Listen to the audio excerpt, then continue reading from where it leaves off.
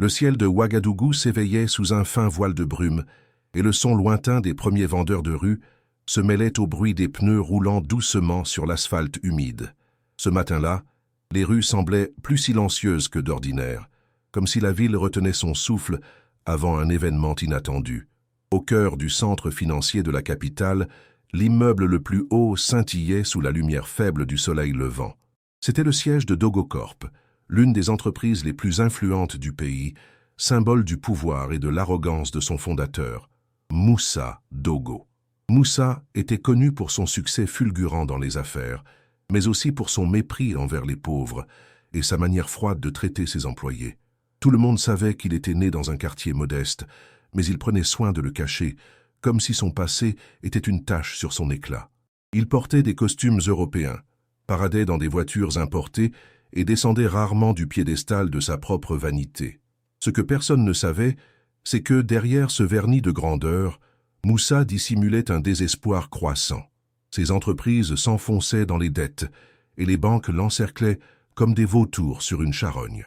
Pendant ce temps, de l'autre côté de la ville, Ibrahim Traoré se levait en silence. Il enfilait sa tunique simple, comme chaque jour, et s'asseyait près de la fenêtre pour observer le mouvement de la ville.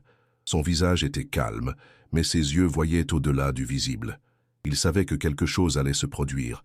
Il en avait rêvé la nuit précédente. Un homme entouré de richesses, mais sur le point de sombrer. Un homme qui ne pourrait se sauver qu'en étant touché par l'humilité. « C'est aujourd'hui », murmura Traoré en se levant. Tandis que Moussa criait au téléphone avec ses avocats pour tenter d'échapper à l'exécution d'une dette de millions, un vieux camion s'arrêta silencieusement devant son entreprise. Personne ne remarqua l'homme qui en descendit, d'apparence simple, posture ferme et pas tranquille. C'était Traoré. Il ne demanda pas d'audience, ne sonna pas à l'entrée principale, ne présenta pas de badge. Il entra simplement par la porte de service, comme ceux qui connaissent les coulisses de la douleur d'autrui. Dans le hall de l'immeuble, la réceptionniste tenta de l'arrêter. « Monsieur, vous ne pouvez pas… » Mais avant qu'elle ne termine sa phrase, un agent de sécurité s'approcha, observa Traoré et, sans savoir pourquoi, se contenta de hocher la tête et de le laisser passer. Il y avait quelque chose chez cet homme qui imposait le respect sans crier. Il n'avait pas besoin de dire qui il était. Sa présence parlait d'elle-même. Arrivé au dernier étage, il trouva la salle de réunion vide. Traoré s'y installa en silence, observant par la fenêtre les immeubles en contrebas, comme s'il attendait que le destin frappe à la porte. Et il frappa. Moussa entra brusquement, toujours au téléphone, et s'arrêta net en voyant cet homme assis là, comme si la salle lui appartenait. « Qui êtes-vous?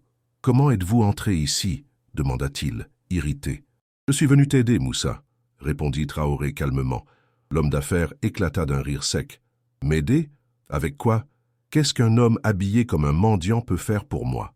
Traoré le regarda avec sérénité, sans s'offusquer. « Tu as construit ta vie pour impressionner le monde, mais tu as oublié d'écouter ton âme. Je connais ton passé, Moussa. Je connais ta mère. Je connais la boutique de tissus où tu aidais quand tu étais petit. Je connais l'orgueil qui t'a empêché d'y retourner après avoir réussi. » Ces mots firent blêmir Moussa. Il s'assit comme si ses jambes ne pouvaient plus supporter le poids de cet orgueil démasqué. « Qui t'a envoyé ici ?» murmura-t-il, presque comme un enfant effrayé. « Personne ne m'a envoyé. J'ai simplement entendu l'appel, » répondit Traoré. « Et l'appel est clair. Ce dont tu as besoin, ce n'est pas de plus d'argent. C'est de pardon. C'est d'humilité.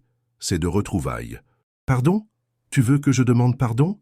rétorqua Moussa d'une voix oscillant entre la colère et la confusion. « Pas à moi, au peuple que tu as oublié, aux employés que tu as humiliés, à ta propre histoire, et à ce petit garçon que tu as enterré en échange d'un palais. » Un silence profond s'installa. Dehors, une fine bruine commençait à tomber. Dans la salle, l'air semblait plus dense, comme si le temps s'était arrêté. Traoré se leva. « Ce soir, tu recevras une proposition qui pourrait sauver ton entreprise. Mais si tu ne changes pas ton cœur d'ici là, ce salut deviendra une malédiction. » Et il partit, comme il était entré, en silence. Quelques heures plus tard, alors qu'il digérait encore ces paroles, Moussa reçut un appel d'un investisseur étranger. La proposition était inattendue. Ils injecteraient du capital dans l'entreprise et maintiendraient son nom à sa tête. C'était tout ce dont il avait besoin. Mais il y avait une condition. Il devrait présenter un nouveau projet social, quelque chose qui bénéficierait à la population locale et montrerait une nouvelle posture de Dogo Corp. Moussa resta abasourdi. C'était comme si Traoré savait déjà tout. Cette nuit-là, il ne put dormir.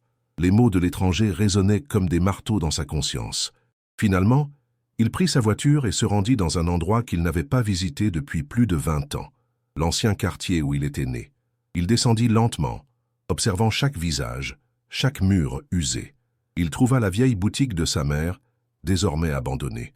À l'intérieur, il y avait encore des traces du passé, un rouleau de tissu oublié, un vieux portrait et une sensation de quelque chose qu'il avait laissé derrière lui. Là, à genoux, Moussa pleura pour la première fois en des décennies.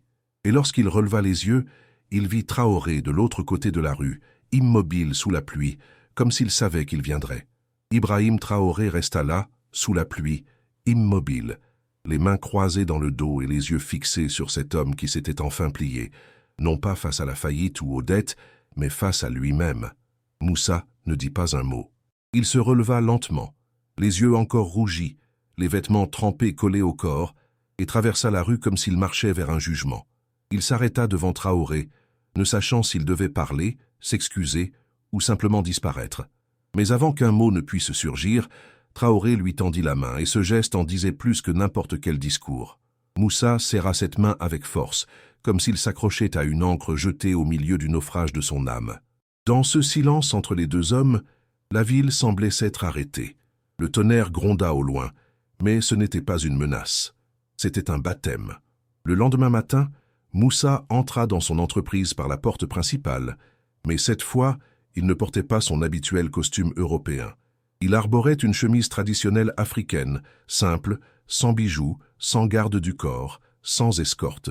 Les employés s'arrêtèrent pour regarder, certains surpris, d'autres incrédules. Il marcha dans les couloirs sans hâte, regardant chaque personne dans les yeux, comme s'il les voyait pour la première fois, ces gens qui soutenaient son empire en silence. Arrivé à l'auditorium central, il convoqua tout le monde pour une réunion.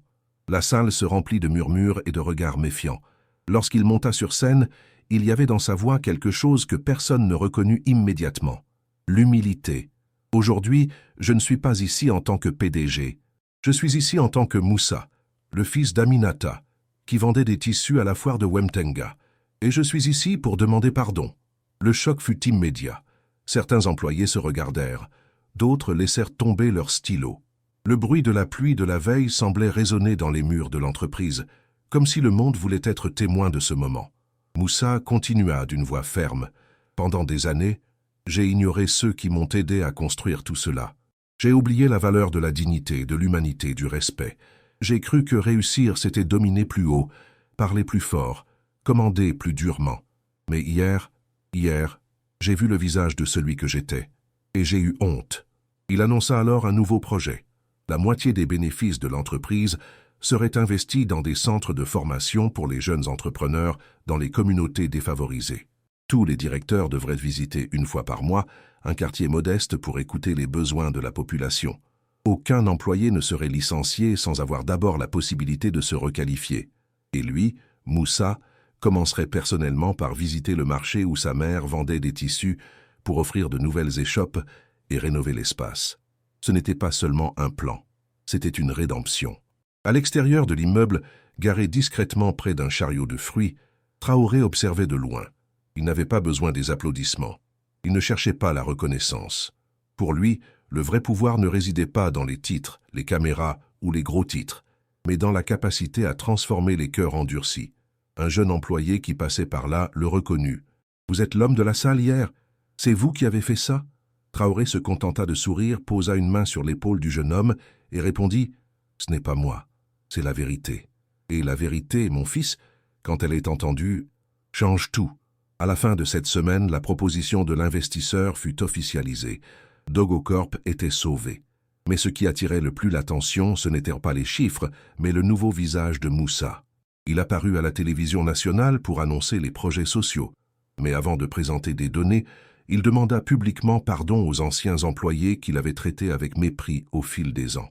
Il cita des noms, raconta des histoires et invita même une ancienne employée âgée sur scène pour lui rendre hommage. Les réseaux sociaux explosèrent. C'était comme si un nouveau Moussa était né sous les yeux du pays entier. Mais comme toute transformation véritable, le chemin ne serait pas facile. Tous ne croyaient pas en son changement. D'anciens partenaires commencèrent à s'éloigner. Des directeurs conservateurs démissionnèrent. Des actionnaires remirent en question cette nouvelle posture humaniste. Mais Moussa ne fit pas marche arrière. Il savait que c'était le prix de la vérité. Quand un homme choisit le bien dans un système habitué à l'exploitation, il devient une cible. Mais il devient aussi une lumière. Un jour, dans une émission de radio populaire, un auditeur anonyme appela en direct et déclara « Cet homme d'affaires que tout le monde admire aujourd'hui est le même qui m'a humilié il y a des années. J'étais chauffeur de camion. J'ai livré une cargaison à son entreprise. Il ne m'a même pas regardé. Mais voir ce qu'il fait maintenant, ça m'a fait pleurer. Ça m'a fait croire que peut-être l'Afrique a encore une chance. » Pendant ce temps, Traoré poursuivait son chemin silencieux. Il arpentait les villes comme quelqu'un qui balaie l'âme d'un peuple. Une nuit, assis sous un arbre dans un village de l'intérieur, un jeune s'approcha et lui demanda « Pourquoi aidez-vous ces gens en secret? Pourquoi ne dites-vous pas qui vous êtes? Pourquoi n'apparaissez-vous pas à la télévision ?» Traoré regarda le garçon et répondit avec un calme qui semblait venir d'un autre temps « Parce que celui qui se montre trop oublie ce qu'il est venu faire, et celui qui veut vraiment changer le monde commence par le cœur. » Moussa, désormais transformé, entama des visites hebdomadaires dans des quartiers oubliés. Il apportait des cahiers pour les écoles, payait des consultations médicales, s'asseyait par terre aux côtés des habitants. Certains n'y croyaient pas, d'autres pleuraient. Mais peu à peu, l'arrogance qui marquait autrefois son nom fut remplacée par un nouveau souvenir, celui d'un homme qui était descendu de son trône pour marcher avec le peuple. Des années plus tard, lors d'un grand événement international à Dakar, Moussa fut invité à parler de l'entrepreneuriat africain. Devant un public composé de leaders du monde entier, il commença son discours par une phrase qui deviendrait célèbre. « Tout ce que j'ai accompli a commencé le jour où un homme simple est entré dans mon bureau sans demander la permission et m'a montré ce que signifie vraiment être grand. » La caméra zooma sur ses yeux embués. Le public l'applaudit debout. Mais Moussa savait que ces applaudissements n'étaient pas pour lui.